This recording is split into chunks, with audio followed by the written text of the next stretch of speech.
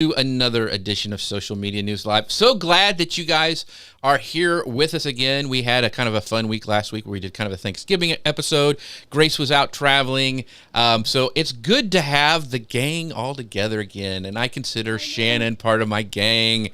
I always have fun talking with him. But if you're joining us today, I hope you're joining us today. If you are here, you're watching us, would you please give us a like and a share, sprinkle the love across the interwebs, because a lot of people are really thinking hard, the ones I've been talking to, about starting a podcast, and maybe this next year, that's kind of one of their bucket list things. And so we are really excited to dive deep again, because we got so into it last time, we didn't finish all our questions we had for Shannon, and people in the comments were going like, hey, we want more. And I was talking to people on Twitter, and they said, hey, ask these questions to Shannon. So luckily, I know Shannon Hernandez, and he said he would come right back and do it for us. So Shannon, so good to have you here. Thanks for having me, man. I appreciate it. And I'm lucky to know you and Grace. Well, I'm lucky to know, yes. Grace is the one that holds the ship together here. When I have to go without her, it's always a little rickety. So I'm glad. Yeah, so we got some of our friends stopping by already. We have Katrina saying, morning from Washington State. Thank you for spending your morning with us. Appreciate that. Our pal from across the pond, Ian Anderson Gray, he says, good morning, good afternoon, good evening. He's so proper, those English. They're so proper. Thank you, Ian, for stopping by. Bobby is saying good morning to Shannon Hernandez, so thank you, Bobby. Hi, Bobby. Yeah, that's one of my listeners. Yeah, and photography by Brian. We gave a shout out to him last week. He's watching over on YouTube. Thanks, Brian, for stopping by again. Got your fan club here. Catherine's saying Shannon rocks. So, man, even in the morning, Shannon rocks. Early in the morning. I guess, yeah. I mean, they're awake. Apparently, last week's show was shady, Jeff. Without shady. Me. That's what Mike Alton has to say about that. You're shady without me. Oh, yes, shaky. Or maybe that's what he was trying to type. I'm shady, though, a little bit, too. So Ian says he's really interested in this topic because he launched his podcast back in May 2019, and he wants some growth tips. So we will try to give that to you today, Ian. So it's going to be an interesting show because this is such an exciting topic. And our pal Joseph is watching from over on LinkedIn. Joseph, thank you so much. You are a faithful watcher. We appreciate you, my friend. Thank you for watching from Philly. So without further ado, I'm going to hit go on the podcast machine, and we'll get started because Sabrina is actually here. And that's what we wait for, is Sabrina saying, hi, it's me, Sabrina. So Sabrina, thank you so much for showing up one more time. I appreciate you. So here we go. Welcome to Social Media News Live. I'm Jeff C., and you're not.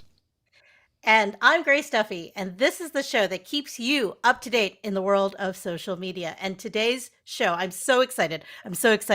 To talk about today's topic. Jeff, I'll let you introduce it. Yeah, Shannon Hernandez is joining up with us again, and we're going to be picking up right where we left off the last time he was here. So last time we covered podcasting trends and getting started, and this was just a few episodes back. So if you missed that one, make sure you go back and check it out because Shannon dropped a ton of great info and tips there. So today we're getting started into all the tools and the tech and monetization and motivation that goes into a successful and profitable podcast. So Shannon, how are you doing today, my friend? I'm so excited that you said you're going to come back. Even after last show, you decided, hey, I might as well come back. Yeah, man, I had a lot of fun last time. So thanks for inviting me back. I guess, I don't know. I would imagine that I'm in like an upper tier of repeat guests. Yes. I guess. I don't know. There aren't that many. I think Lou was one. I think Ian maybe have been another. So yeah, you are in like a special class now. We'll send you the mug later. Yeah. I'm honored. I feel like I need to make myself a plaque for this. You should color it in, make some crowns, and I will. I've got 3 pens ready to go right now. There you go. So if you guys don't know Shannon Hernandez is a 20-plus year radio veteran. He's a podcaster and a podcast producer. With his work in radio broadcasting, he's got the knowledge and the experience to bridge traditional media, tactics and strategies with the developing online content and marketing. So you can find his videos on podcasting and podcast marketing on YouTube. He's got a fabulous YouTube channel, and he currently holds down the weeknight time slot for 98 KUPD FM and is the sound design and editor for Guy Kawasaki's Remarkable People podcast. So, Shannon, welcome to the show, my friend. Thanks for having me. I appreciate it. By the way, we did a big shout out last week to them, but I'm going to do it again, is our friends who make this show possible, who are over on Ecamm. So you can find out more about Ecamm at socialmedianewslive.com/Ecamm. That's what we're using to produce the show, send it out everywhere, and chop it up. All that stuff that Ecamm allows us to do. They are doing something really, really cool right now. They're calling it Vlogmas. For Vlogmas right now in their community. So if you happen to grab a hold of that really cool Black Friday Day sale and need some help getting started, make sure that you do a search on Facebook for Ecamm Live Community, and you'll find they're putting out videos every day. They're really helping train people in the software. So make sure you guys go check out Ecamm. If you didn't get part of the sale, you can still sign up for it. You won't get the Black Friday pricing, but I tell you, I would do it anyway because it's such an awesome piece of software. You can find out more at socialmedianewslive.com/Ecamm. Thanks for them for helping make this show possible. All righty, Grace, let's jump right in this because we've got the comments are humming already. People wanting to talk about this. And I have to say, there was a huge demand to have Shannon back because part 1 of this podcast series we're doing was just so amazing. So we want to kick off today's show talking about the tech and the tools that you need to create a professional podcast with or without a fantastic sound designer, just like Shannon.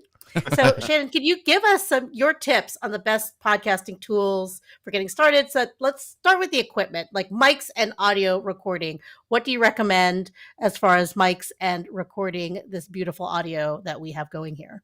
So we'll just make it simple. Go download my guide, and that has everything there for you. Done. No, I'm kidding.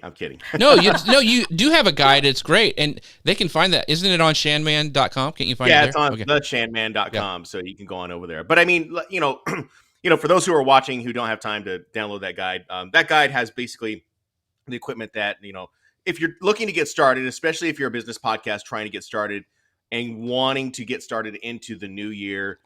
This was a question that came up in one of the Facebook groups yesterday where someone was looking for affordable equipment. Now, there's a difference between getting affordable equipment and just getting equipment, and so starting out and getting your equipment can be kind of an investment when you look at it, but you have to remember that the investment is a one-time purchase. It should last you a pretty long time, and you shouldn't have to buy equipment other than maybe cords that might fail and whatnot. But if we were to start from ground zero and you wanted to start on the very, very, very, very basic level, you could really just get, a USB microphone and use Zoom. I mean, that's as simple as it's going to get. If you're not using Zoom, you could use probably a Google Meet. That might work. There are many different services that are out there. You could use, Ecamm, Restream. These different services might be able to help you out. But that's really the basics of starting up a podcast. A microphone, a good microphone, and maybe a service that can capture the audio. If you're someone who's just like, oh, I just don't know exactly, I don't want to play in equipment too much, it seems too complicated. And I'll tell you that when you're using say equipment, it's not as complicated as you think. In fact, it makes the audio sound a lot better. This was a topic that I had brought up a few weeks ago when I spoke to an entrepreneurial class at Arizona State. And, there's a difference in between, the sound quality, the sound quality that you would be getting on, say, like a Zoom is a lot lower than, say, recording direct into a software like Adobe Audition. But if you were to start from the very beginning and start, say, like, I want to get equipment, I want to get microphones, I'm going to have a group of people that I'm going to be bringing around into my own home studio, just like that comment was in the group yesterday. You can start very simple. You can start with 4 microphones, and the microphones can be very, very simple as far as, price is concerned. So if we're going to say, like, let's say we're going to have 2 microphones, one for you and a co-host. All right. And maybe you're doing calls remotely. You got to first budget out for microphones. 2 microphones. There are a number of different microphones that are out there. Excuse me.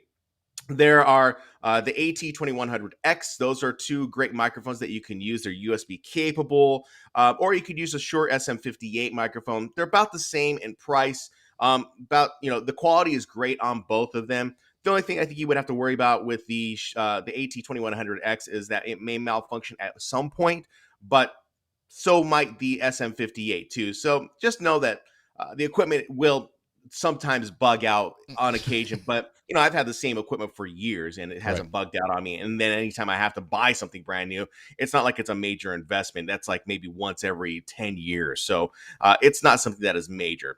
The other thing that I would consider is getting a mixing board. Now, Jeff and I have two different types of mixing boards. I believe Jeff uses a Rodecaster Pro for this podcast. I use a Yamaha MG10XU mixing board.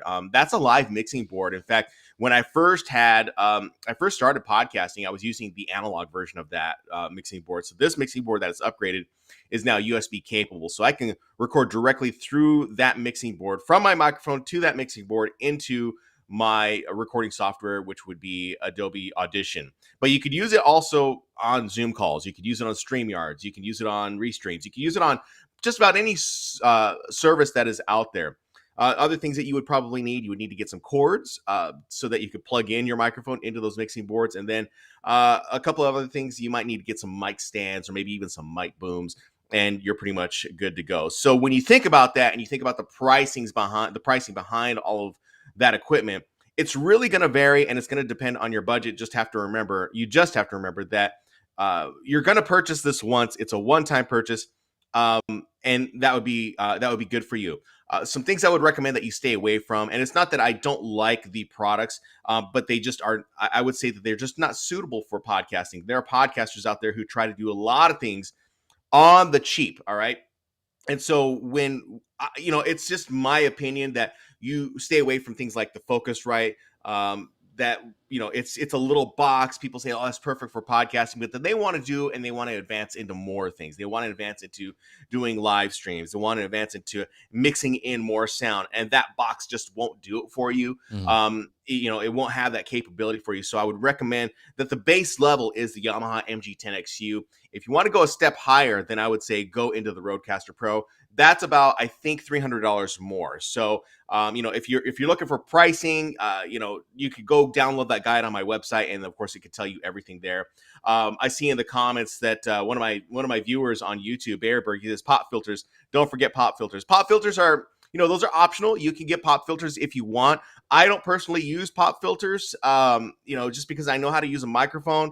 Pop filters are really more about, it's a preference, really, and especially if you're doing voiceover work. If you're doing voiceover work for a podcast that has acting, maybe doing an audiobook, you might want to have a pop filter. But if you know how to use the microphone, you know how to stand, you know how to have a distance between you and the microphone, you don't really need a pop filter. But I know a lot of people like to use pop filter. Plus, it makes them feel cool, makes them feel like, hey, we got that. But, there's some people who do notice maybe a difference in using a pop filter too. So just kind of, gauge it on what you feel is necessary. If you're just getting started, maybe you don't need a pop filter. Maybe you do. You're just going to have to gauge that on your own.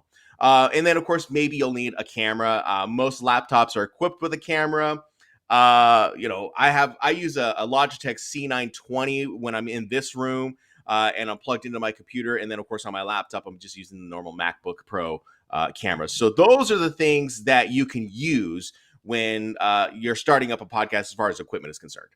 So I have some questions really quick about this. So one of the things you said about is that, a lot of this stuff lasts for a long time.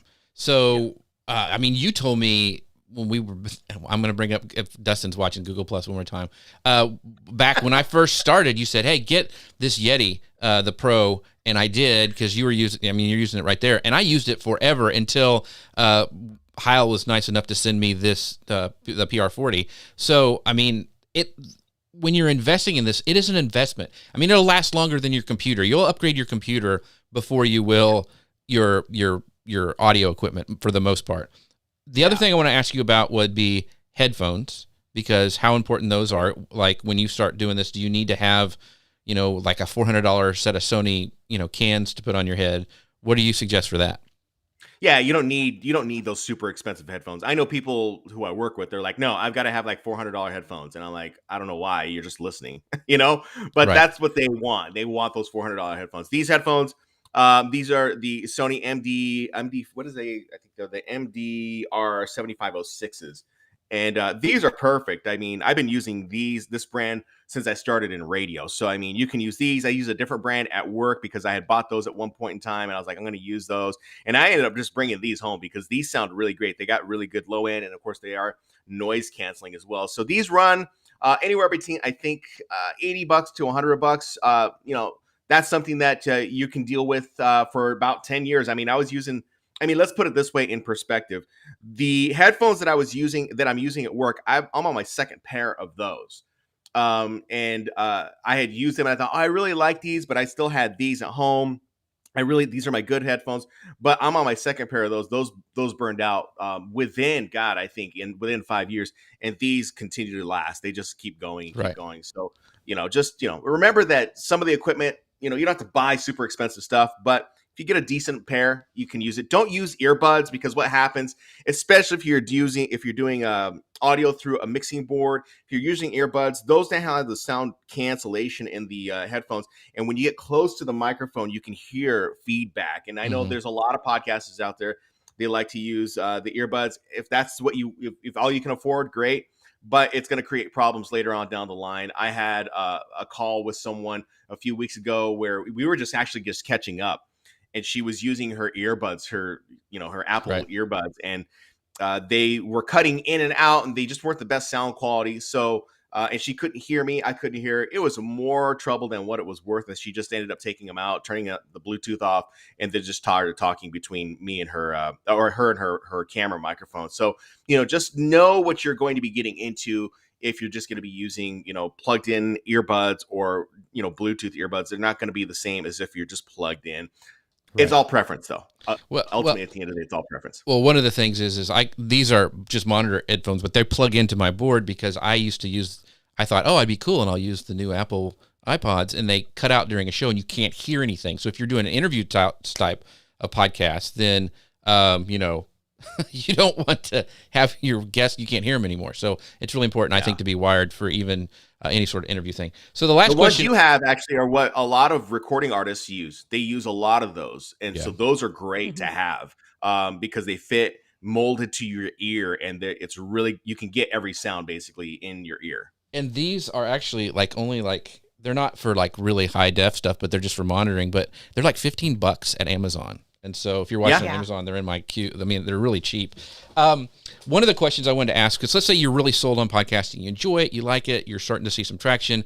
What would be the thing that you would upgrade first? Oh, that's a good one.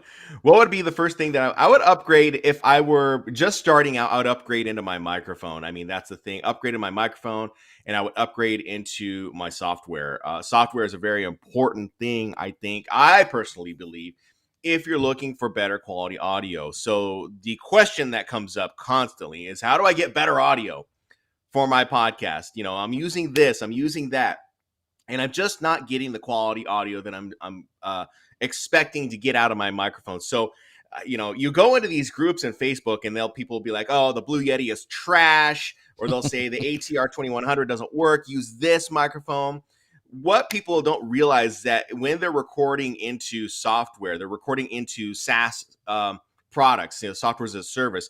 I could name a bunch of them. They're all out there. You can name Auphonic, Zencaster. You can name them all that are out there. You're still getting quality. You're still getting audio that is going into that SaaS software that is controlled by an internet connection, and you're not getting the best audio quality. The same can be said if you're using a StreamYard, if you're using any SaaS product. Now, if you're looking for clean audio on your end as the host, then it would be important for you to record from your microphone into your mixing board into a software like Adobe Audition or even Audacity if you're looking for that. Those are things that you can do to improve the quality if you're looking to make it more legit, all right? As far as your guest audio is concerned, this is another question that comes up. How can I get my guest audio to sound better? Well, that is the one thing that is out of your control, because your guest audio is based on what they have as far as equipment is concerned. It's based on their microphone. It's based on their setup. It's based on whatever it is that they are dealing with. Now, that is, I guess, a mindset, a mental thing that that the host is gonna have to get over, because a lot of us get very dead set in this fact that we go like, well, our guest audio doesn't sound great, and we know that this can sound better. It can sound better if your guest is willing to make it sound better. Right. That's the only way. And we have to remember that when we're recording remote podcasts or remote interviews, that the audio is being fed over a line. It's being fed over an internet line, and you're going to be losing some of that quality on the transfer, especially if you're recording it into an Adobe Audition. Now, if you say to me, well, yeah, there's a different way or there's a better way to get this, I will say, I don't know if there's a better way to get it, because even in radio, we use ISDN lines to do remote recordings or remote broadcasts out on location, and still the quality on that is not as clear as if you were doing it direct or a DI into a mixing board. So just know that you're going to have some of those inconsistencies in sound, but you can always make your sound better if you're recording directly into a software like Adobe Audition or an Audacity. So if you're asking me what to upgrade first, I would say upgrade your microphone and upgrade your software. Try to start recording directly into your software like an Audition or Audacity. I mean, really, ultimately, at the end of the day, if you're just doing it on a Blue Yeti microphone and a Zoom call, and that's all you want to do, that can be perfect. But I know podcasters say like, man, I really want to sound like a Pat Flynn, or I want to sound like a Jeff C, or I want to sound like, a Guy Kawasaki. They're going to have to upgrade their equipment, and that's typically going to come in the form of a microphone, a microphone, a mixing board, and their software. Yeah. I want to pull up some questions here because like Nancy, and in fact, we thought about doing this for Guy, and I know like Jay Bear used to do this. She agrees about the mic. If you, that's not it. Send them a mic and offer free training. That's a great one. That's like Jay used to send people a podcast mic to make sure they would have it. And then our friend Gary Stockton over on YouTube says, there is one guest hack I do. If my guest audio is terrible, I have them place their mobile phone in front of them and record voice memo while we are talking, and then send them the file. Oh. That's a great hack, Gary. I never even thought about that. That's a cool hack, actually. Yeah. So we have a question from because I have some friends who do a true crime podcast, and the way they record both their audio on Audition. So one is in New York and the other one is here, and they do their calls on FaceTime together. And so they don't do them on Zoom; they do them on FaceTime together, and then they record everything on Zoom. So there's all these different hacks that people do utilize. My friends Dino from the Gary and Dino show, they do something very similar as well. If you want to have clean audio, they figured out a way to where they're just recording the individual tracks themselves, and then in post-production, Gary goes in and he matches it all together, and then it sounds like they were in a studio together. Well, and also it's important to have backup. Like I always say, like when I say I'm starting the podcast machine, I'm hitting record on that, but Ecamm also records it. Restream does as well, but that way I have backups in case, I have a dropout on something or something that didn't hit record right, or there's something. I always have those backups. So Grace, you had a question you were going to ask? I'm sorry. Yeah, I was going to point out Catherine Long had a question here. She said, I'm using a mixer, but switched to an interface a couple years back. I'm going to be doing a co-host show in 2022. Should I switch back to a mixer? Let me read that question again. So I was using a mixer, but switched to an interface a couple years back. Catherine, can you tell me which interface you were using? If you're looking for better audio and you're looking to co-host a show, and it depends, because you have to look at the co-hosting. Is your co-host going to be in the same room, or is the co-host going to be remote? So, I mean, if you're doing co-host remote, I would say you could just be using your interface like a Zoom or anything like that. Because it's just going to be you recording audio someone remotely. So you just got to differentiate who's the co-host and who's the guest, right? But if it's someone who is going to be in the studio with you, then probably you have to use a mixing board, because there's that only way that you can capture that audio is by having someone in the if you have them in the studio or in your recording setup, you got to have that mic there. It would not make any sense if you threw them in another room of your house and then you're doing it on Zoom. So you might as well just have the extra microphone ready to go, and then you can patch in whoever is going to be doing the interview. If it's a remote recording, you could do it that way. So, I mean, there's multiple configurations of how you can do this. You just got to make the one that's going to be the easiest for you. So our friend Chris Stone gives this advice. He says upgrading the room sound treatment is number one for him. So when he went and treated his room, which if you don't know what that means, it's like putting those sound absorption panels on. I'm lucky because in here I have this wooden background and also have a wooden ceiling. So that's like what you would see at a recording studio. A lot of times they have a lot of wood to absorb that sound. And so it does really well for me. So, but yeah, treating the room so you don't have that weird echo or that reverb or something can really help your sound as well. So Ian pointed out training your guests to wear headphones too is he says my biggest issue is trying to get my guests to wear headphones so you're not getting that echo or what the sound. We fight that at Guy's podcast as well a lot of times. Yeah. So there's a lot of post-production that I have to do, and yes, by the time Jeff gives it to me, I'm still doing work on it. So there's Guy's got a lot of people working on his podcast, and I'm happy to do that for him because we can make it sound really good. Yeah. So I want to get this. This is from Retro Turbine, I think, and this is a super chat that came over, I think, on your channel, Shannon. So I want to make sure that we answer this. I got a super chat. I think so, or I don't, or one of us did. So I think if you shared it, oh no, maybe it's not a super chat. I don't know what it is. Yeah. Anyway.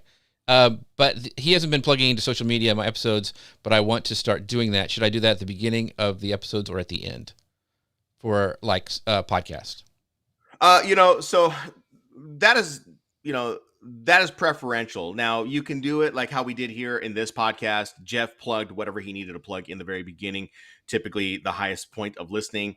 But you also have to remember, sometimes, the behaviors of how people listen to podcasts. I mean, if you're someone who's on the go and you're like, I don't need to hear any of this stuff, I'm just going to boom, fast forward all the way through. They'll just go past 1 minute because they know that either the spot is 1 minute or maybe 2 minutes. If you listen to sometimes, whose podcast was it that I was listening to a while back? Either way, it was like 5 minutes of ads. And I was like, oh my God. And I just had to keep going because I just wanted to get to the content because the title of the podcast was so great. So to answer that question about, when you should be talking about your social media, you could talk about it at the very end, especially if the content that you are talking about is engaging and it keeps people all the way to the very end. Or you can always do a real quick mid-roll. I call it a baked-in mid-roll where you're just saying, okay, before we go into the next question, just want to remind you that we have you can follow us over on our social media channels where we share these podcasts out, and we share a lot of other great tips and tools that will help you with your, could be, health and wellness journey. So go on over to our social media. You can find us at, Shanman Wellness, on Instagram and Facebook, Twitter, wherever. So you got to find these ways in which you can get that out. But also the title of your podcast, or maybe even having those inside of your podcast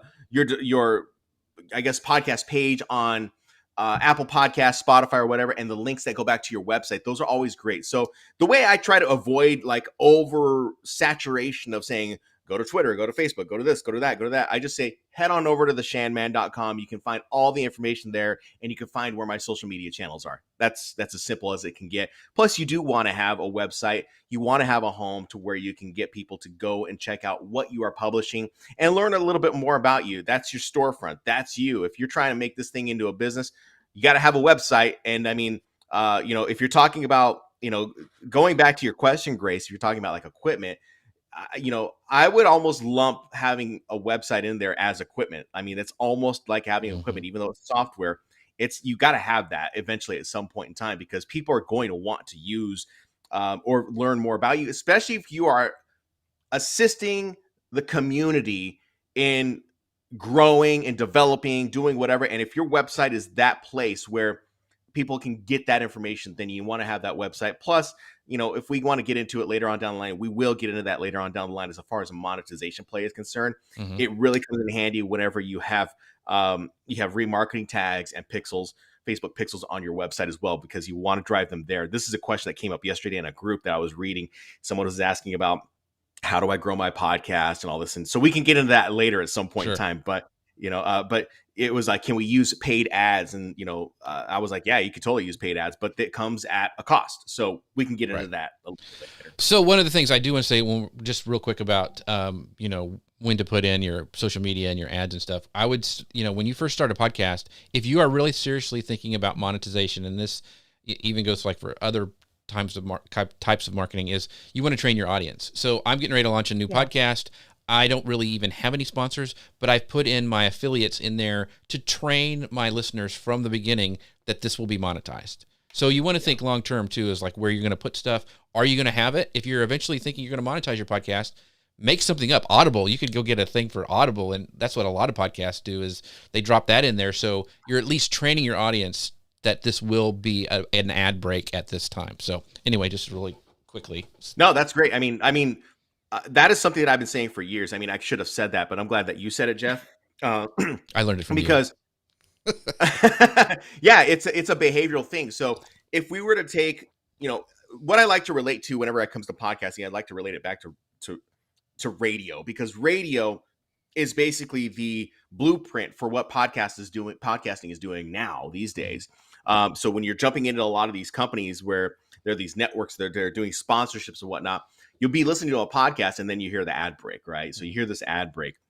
So you could do it through, I'm not a fan of those networks just because, there's a cut that's being taken. Of course, you have to have 1 million downloads to be a part of those. Well, not all of them, but you have to have a lot of downloads in order to be considered for those, right? But at the end of the day, when we're talking about programming your podcast, you want to create a behavior to your audience to let them know that, hey, this is going to be an ad break. Like Jeff said, this is going to be an ad break. And there are going to be different types of ads that are coming in. So let's take, for example, like Guy Kawasaki's podcast that we crested over 100 episodes. Mm-hmm. And Jeff came to me and he said, we're going to have, we're moving over to HubSpot. We're no longer doing the Remarkable sponsorship. And so he said, there's a couple things that we need to do here. How can we do that? Well, in my mind, I went directly into radio mode. And I thought, well, this is basically now ad breaks is what they are. But they're just baked into the podcast. We don't have to go through a network. We don't have to go through anyone.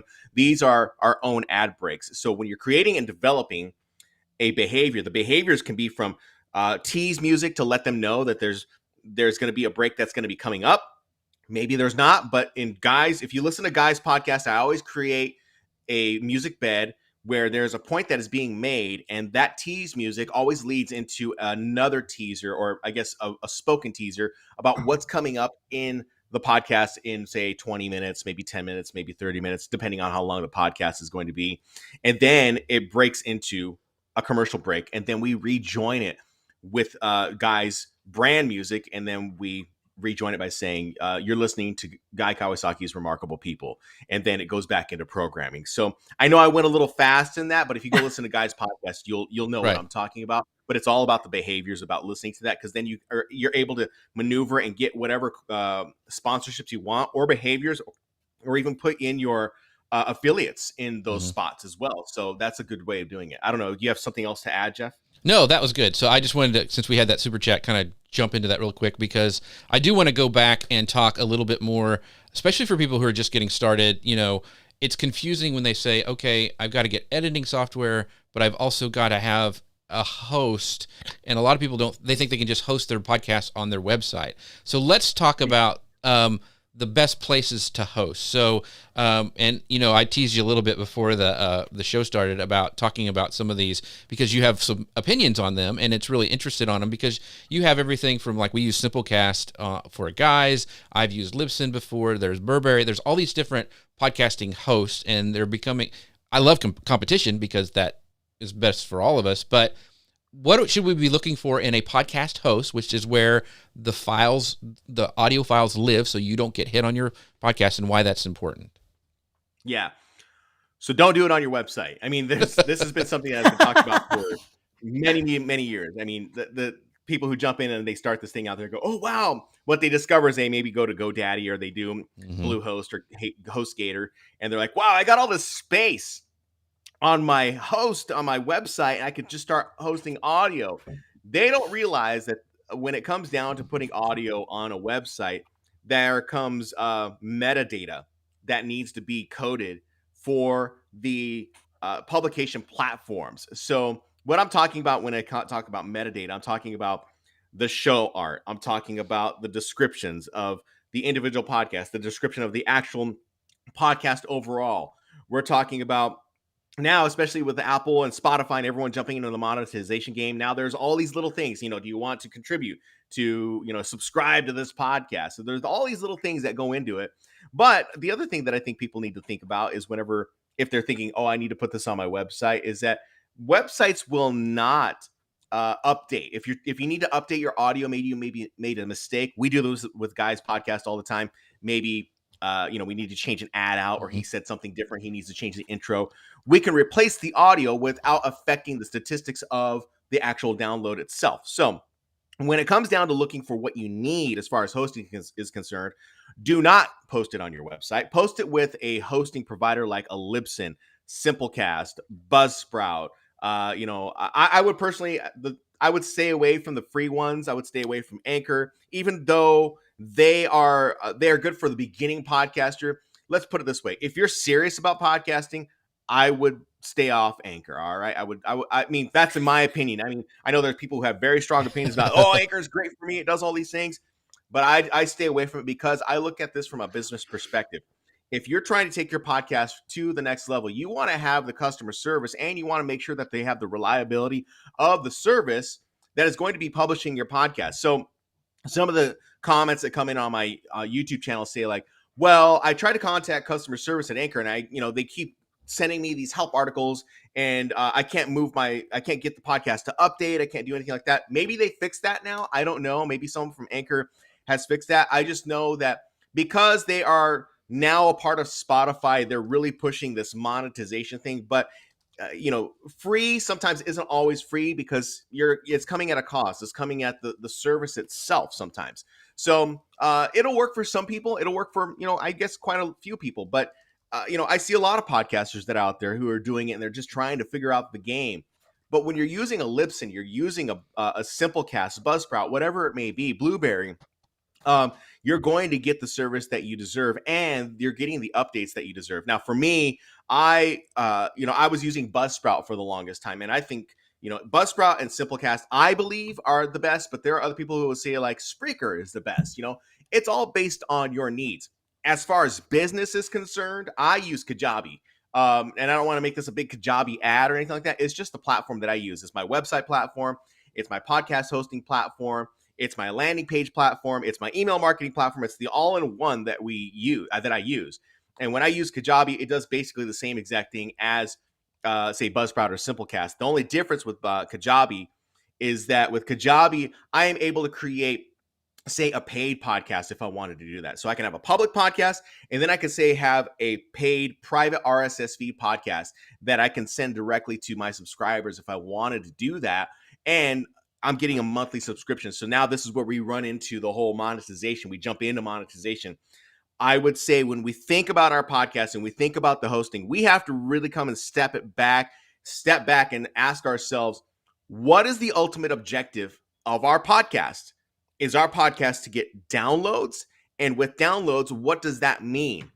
Does that mean we're going to be a lot of downloads so that we're trying to get sponsors? Or am I just trying to build this into a business so that I can help and serve other people? Maybe the objective is a little bit different.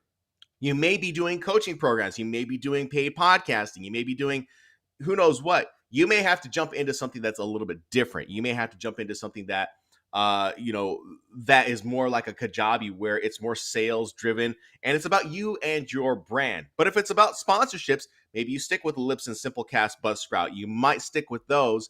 And that you're just going to have to work towards getting more listeners so that you can approach sponsors or maybe join some type of network to say like, oh yeah, this is how I'm going to start making my money. Again, all that stuff is going to come at a cost. It even comes at a cost when it comes down to doing, say, a Kajabi. There is a cost that you have to pay, not in terms of financial cost. It's going to come at the cost of, say, how big is your audience? And maybe your audience isn't that big, but maybe what you're offering is enough to start and help develop your business.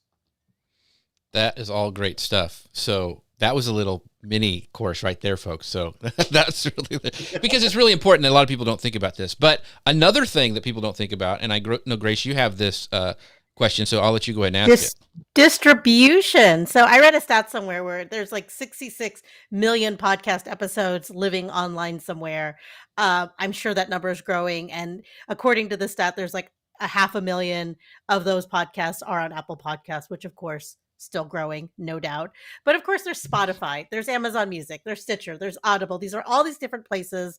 I feel like every time I turn around, there's another platform, another content distribution service that's offering podcasts. I can't wait for Netflix to launch podcasts, right? Like this is where we're at now.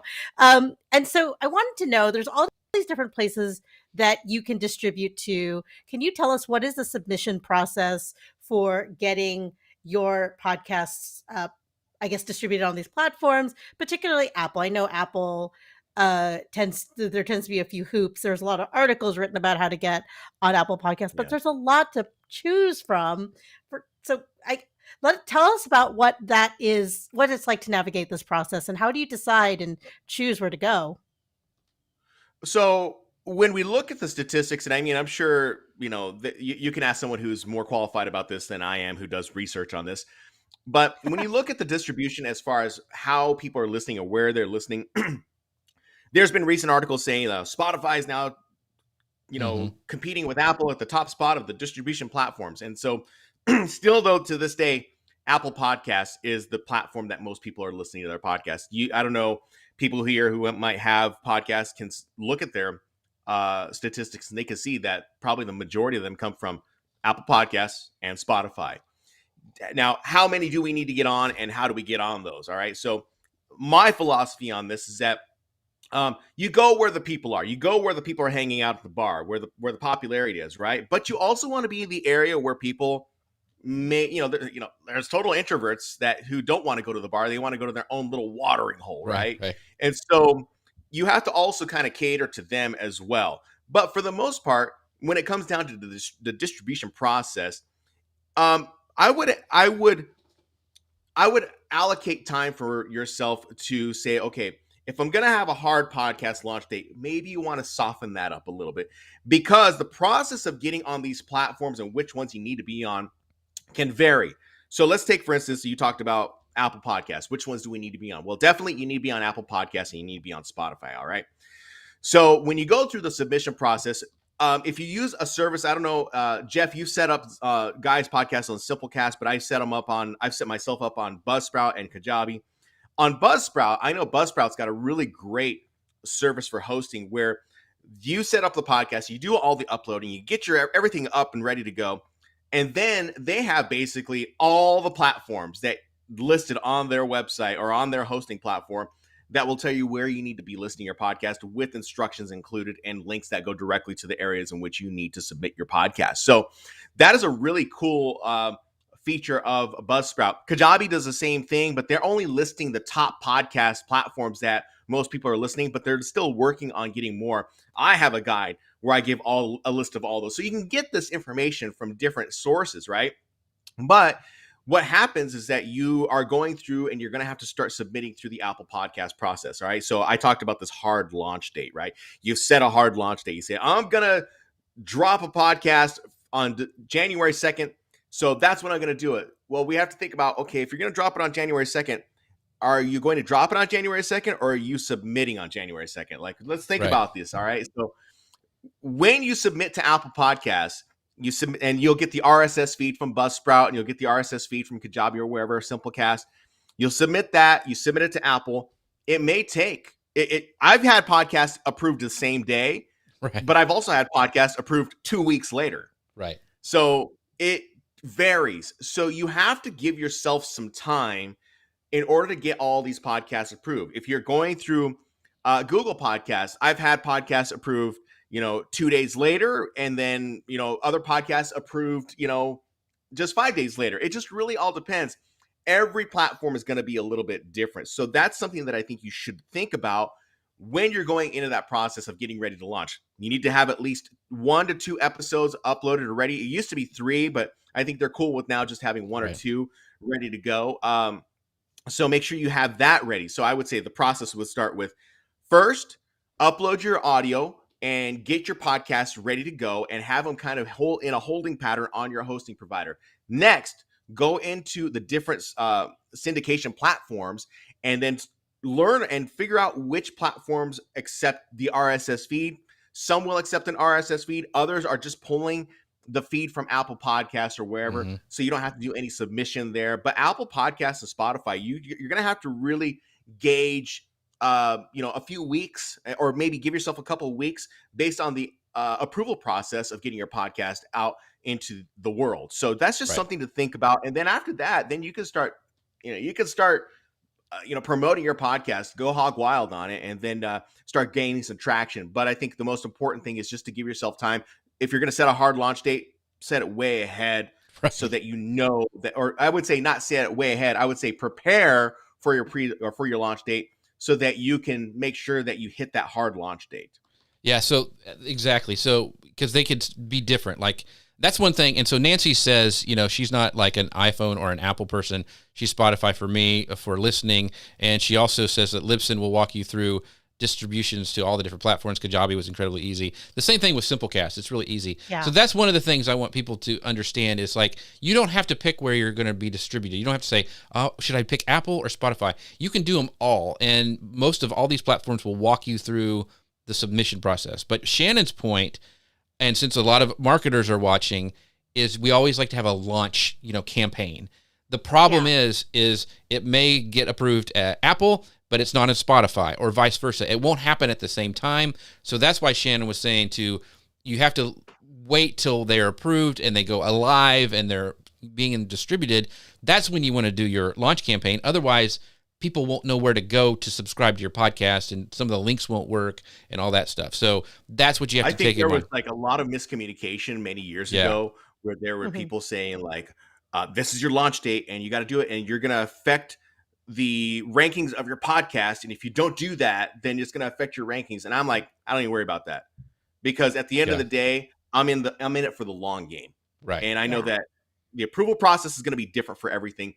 You as the marketer, you as the business owner, you've got to have your own playbook in place. Don't listen to what Apple Podcasts and the algorithm, whatever. Have your business is the number one thing. So focus on your business and utilize the platforms as the vehicle to get, attention to your business. Yeah. Well, I love the idea of launching with several episodes too, because it's frustrating when you find a new show and you're like, there's only one episode and when is the next one? And it allows people to, get to know you right away, especially with our new binge culture. That's very true. Yeah. And it's, I think the stats, and it's probably even shorter now, but it used to be that most podcasts don't go past the 7th episode. And so when they see that you're there and you're consistent, they realize like nothing hacks me off is when I'm binging something and then I find out through the internet that like, oh, they didn't do the next season. And so you're left hanging. I'm like, I'm not watching this anymore. And it's kind of the same thing with podcasting is people want to make sure you're going to be around. I want to go because Shannon, I know that a lot of people do interview style podcasts. Like we talked about Guy Kawasaki's Remarkable People, where he interviews those kind of people like Jane Goodall and some of the other really high profile people. So how do you get guests? And I know with you, with the radio station, I've seen you interview these, top tier bands and Metallica and all these things. So not Metallica, but I wish. but you've got some really big ones on there. So how a lot of questions, a lot of people say like, how do I get guests? How do I get good guests for our shows?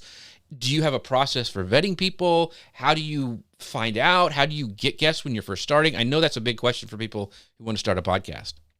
Yeah, I mean, it varies. I mean, because my process isn't exactly like how I think a lot of podcasters' processes are. I just go and ask. I'm asking. I'm like, hey, I think you have something really great that you can offer to my podcast audience. Would you like to come on my podcast and start, just talk for about 30 minutes to an hour? And, I typically, if I say like, hey, can you talk for about 45 minutes, maybe 30 minminutes, they'll typically go the full hour, so right.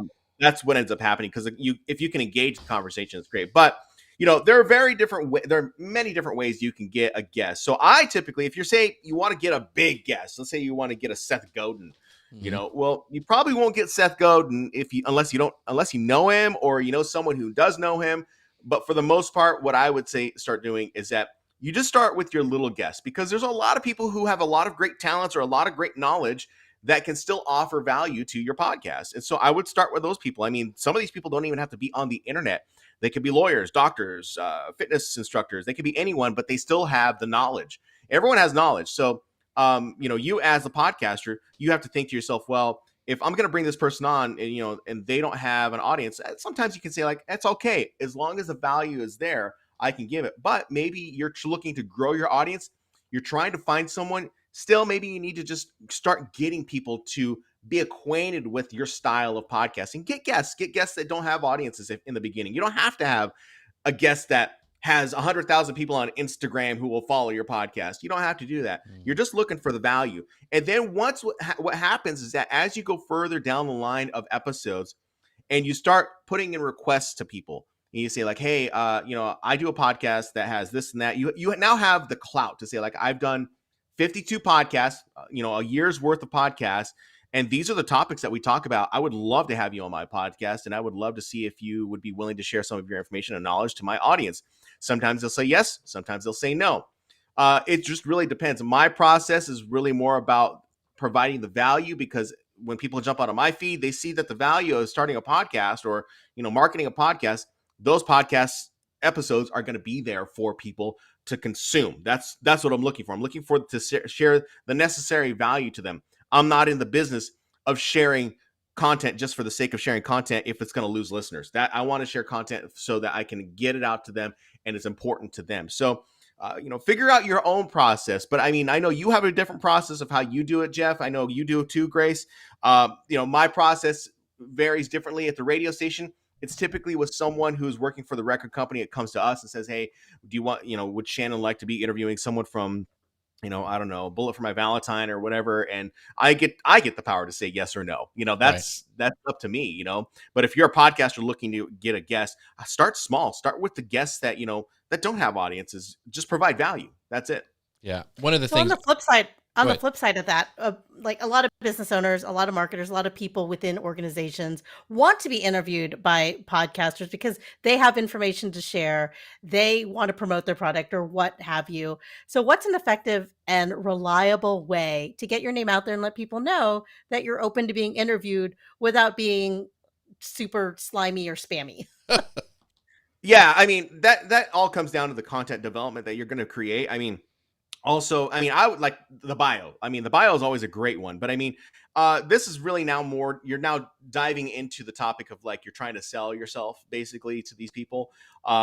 You can promote yourself. You can reach out to people on different podcasts, jump into the Apple Podcast store. There are services out there that, say like, we can get you on different podcasts. I'm kind of, it's not that I question those services.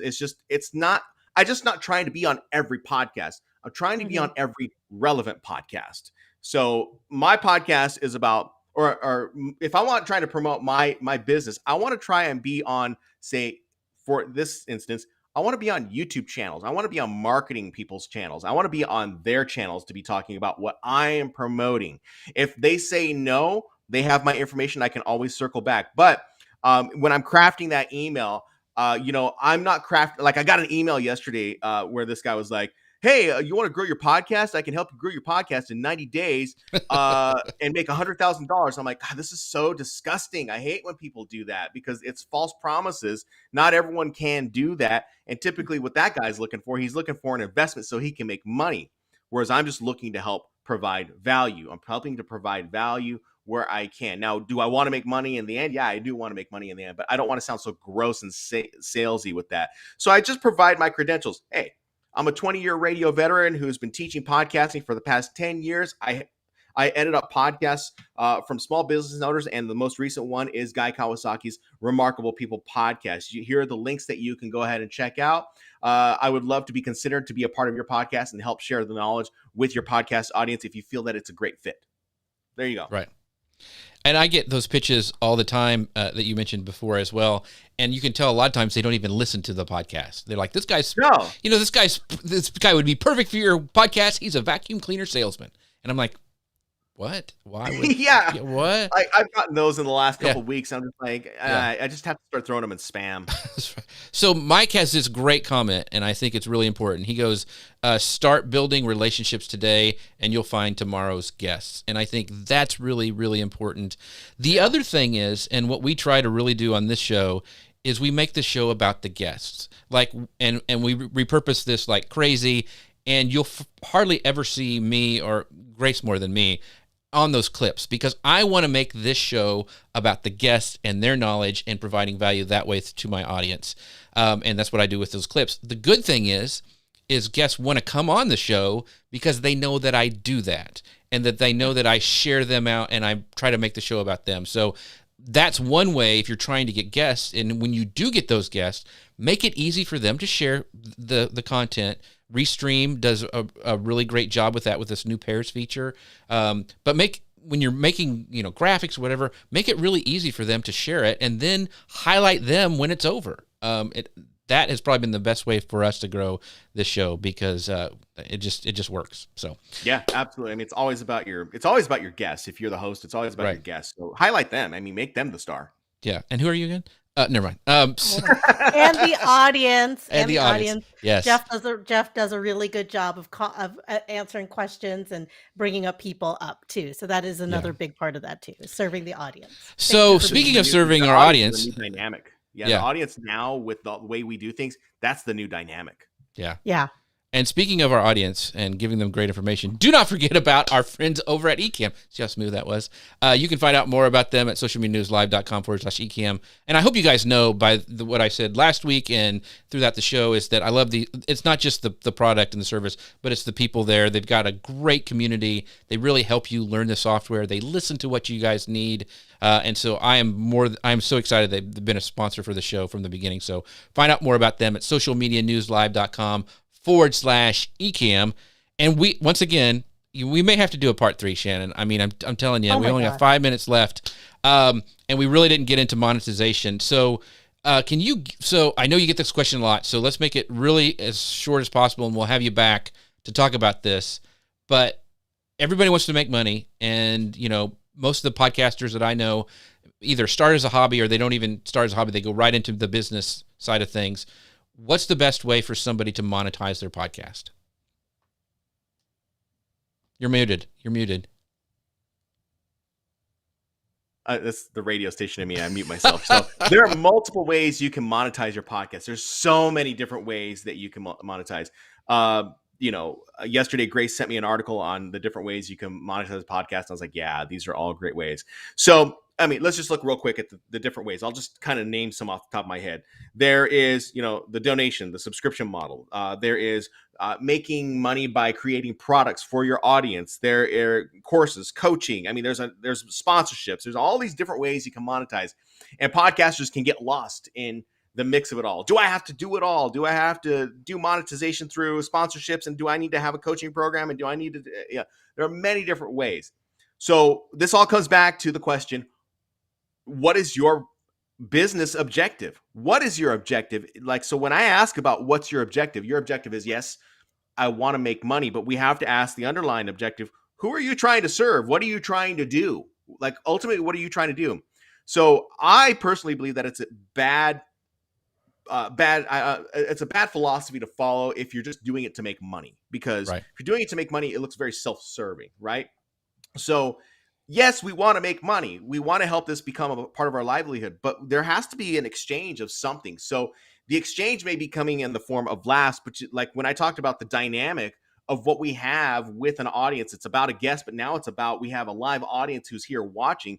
But you have to also remember that when people are listening to a podcast, they're consumed in you. So you need to make it about them. So you need to always be having it facing towards them. Your content has to be facing towards them. So when we're talking about monetization, what is it that you can offer to them? Could it come in the form of a funny t-shirt?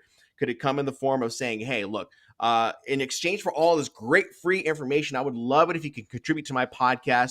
$5 a month. It helps me help develop the podcast. So you're giving free information that is valuable, but hopefully they can do that. Now that's a little bit different, but you can also do something like, there's a lot of people who use Patreon.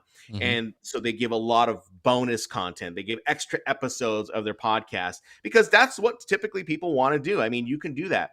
Not every objective is going to be the same. And not every objective is going to be something that works. It's not a one size fits all. Like my friends who, run the Crime and Sports podcast and Small Town Murder podcast, they have millions of downloads, and all they do, how they're making their money, are based off of their Patreon and PayPal donations. All right. And then of course they've gotten so big now that they have other lines of income that have just come forth. So I would say in the beginning, figure out what the one thing is that you want to start setting yourself up for. when it comes to monetization. For me, if you're a business and you're not like in the comedy niche, or you're not in the true crime niche or anything like that, if you're starting from the business side of things, you need to start developing and building a website so that you can start collecting emails, so that you can start promoting that you're going to eventually start saying, hey, here's a plan where you can subscribe to extra podcasts, or things like that. I mean, I could go really deep into this.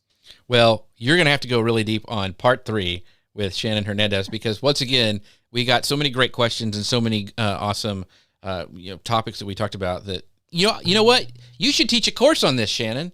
Oh, weird. I know. So where can Maybe you people should build a business around podcasting? Yes, I don't know, Shannon. We're full of tell ideas. people where they can find you and get some more of all things Shannon Hernandez. Yeah, you can find me at theshanman.com. I have my course on, the basics of, I wouldn't even say the basics. It's just learning how to use Adobe Audition to build out your podcast. So that is available there for you to go ahead and check out. And I got other products that are up there as well. How to monetize your podcast, audiobook. I've got, podcast launch checklists and so much more that is up there. So go to theshanman.com. You can find it there. Yeah, it's got tons of resources. And there's nobody else I go to when it comes to podcasting and audio stuff.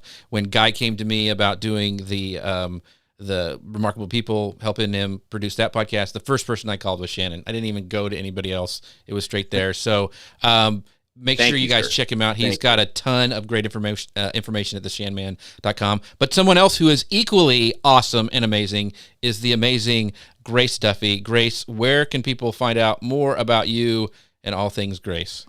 Well, I am the video content manager over at Restream. You can find out more about Restream at restream.io. And I'm here every week with Jeff, except when I'm not. So you can find me here. So, so I could not do the show without Grace. She is amazing. This has been so much fun. Thank you guys for all your questions and your comments and all your shares and everything that you guys do. This is also a podcast. You can find us if you just go search at any of your favorite podcast places. Just do a search for Social Media News Live. We'd love for you guys to leave a rating and review. It really helps us out. And we will be back next week with another great guest and topic. You can find us at YouTube, Facebook, LinkedIn, all the places. And we would love to know what you'd love us to talk about. Is there some subject that we have not covered yet that you really want to know for 2022? We would love to do that. So drop us a DM in the comments. And with that, our next show will be on Friday, December 10th at 11 a.m. Eastern Time, 10 a.m. Central. We really appreciate all you guys. Thank you, Grace. Thank you, Shannon. Thankful for all you guys in the comments. Gary, Mike, Jeff, thank you so much for being here, and we will see you guys next week. Bye, everybody. Bye, everyone. You're looking like a hot mess. No, it's actually a powerful live streaming app for Mac called Ecamm Live. You can add some overlays to your video, whether it's a simple graphic or you want to have some titles or other info at the bottom of your screen. You can even add animated overlays like this one or this one. And you can add branded overlays to frame you and your guests and look like a real legit broadcast. And you can save each layout as a scene and switch between them with the press of a button.